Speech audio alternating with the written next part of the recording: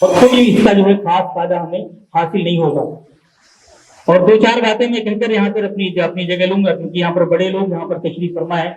Madam बहुत शिद्दत से मुंतजिर है कि ये माइक कब छोड़े, तो मैं आप लोगों के बीच में थोड़ी देर में आ रहा हूँ। बस कुछ अशार जो है मैं आपको सुनाकर, जैसा कि तहजीब के हवाले से बात किया था मैडम ने, लेकिन बहुत अफसोस के साथ ये कहना पड़ता है कि ये अलग बात कि कुछ लोग खफा रहते हैं, ये अलग बात कि कुछ लोग खफा रहते हैं, ऐ वतन हम तेरे जर्रों पे फिदा रहते हैं।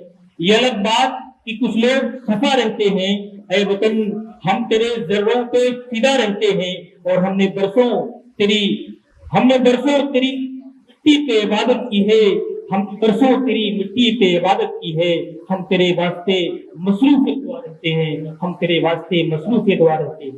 तो ये भी उर्दू जुबान की ये हकीकत है कि इस तरह की जो तर्जुमानी है सिर्फ उर्दू जुबान के अंदर है। और उर्दू जुबान का जो जेवर है उर्दू जुबान अदब का, मुझे लगता है कि वो शायरी है। इसलिए शायरी के अंदर दिलचस्पी पैदा करने के लिए हमारे तलबा तालिबात के लिए वादबाजी जैसे प्रोग्राम का जो है आगाज किया जाए आप लोगों की तरफ से। अदबी क्विज वगैरह का मुकाबला अगर किया जाए तो मुझे लगता है कि उससे भी टीचर्स, न सिर्फ टीचर्स को बल्कि हमारे तलबा को और तालिबात को भी हौसला अफजाई मिलेगी और उर्दू में भी दिलचस्पी पैदा होगी। और स्कूल लेवल पे भी हम बहुत सारे प्रोग्राम करते हैं, अपने टेमरीज के सर्कुलर के मुताबिक बहुत सारी चीजें होती रहती हैं। लेकिन अगर आप इस तरह से बड़े प्लेटफॉर्म पर अगर आप टीचर्स को और बच्चों को लेकर आते हैं तो मुझे लगता है कि हमारी जो मादरी जुबान उर्दू है उसको और खुशी का मौका हम फराहम करेंगे। इसलिए हमें जो है अपने अपने हिस्से की जो जिम्मेदारियां हैं उसको करना है। उर्दू जो है घर घर पहुंचानी है, उर्दू जुबान को जो है हमें फरोग देना ही हमारी जिम्मेदारी है। और उर्दू जुबान की अहमियत अपनी जगह मुसल्लम है और उर्दू जुबान की अहमियत को हमें अपने बच्चों में भी किस तरह से दाखिल करना है, इसके लिए हमें अपने अपने सतह पर, अपने अपने स्कूल लेवल पर अपने हिस्से की जो जिम्मेदारी को समझते हुए अमली के तहत हमें काम करने की जरूरत है। और बहुत ही सुनहरा मौका है आपकी, मुझे लगता है कि इस तरह के जो चीजें हैं दूसरी रियासतों में बहुत मुश्किल है।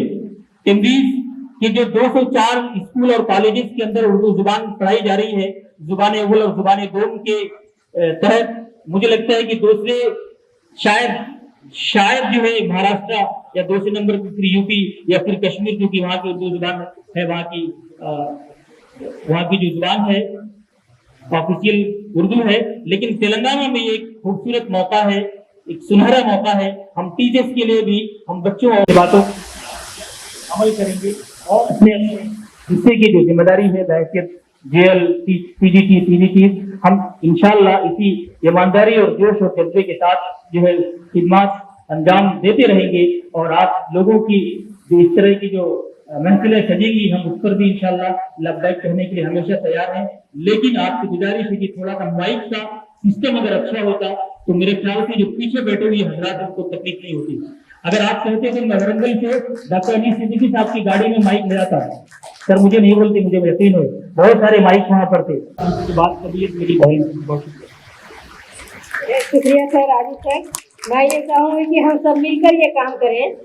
आरिफ सर तो काफ़ी मेहनत कर रहे हैं, काफ़ी जद्दोजहद कर रहे हैं, बल्कि आज हम एक कॉन्फ्रेंस में बैठे हैं। अगर आरिफ सर की मेहनत और काविशें नहीं होती तो आज हम एक जगह नहीं होते। तो हमारा भी ये फर्ज है कि हम आरिफ सर के सपोर्ट करें, उनके ताउन करें और उनके साथ मिलकर उर्दू की तरक्की के लिए काम करें। बेहद शुक्रिया।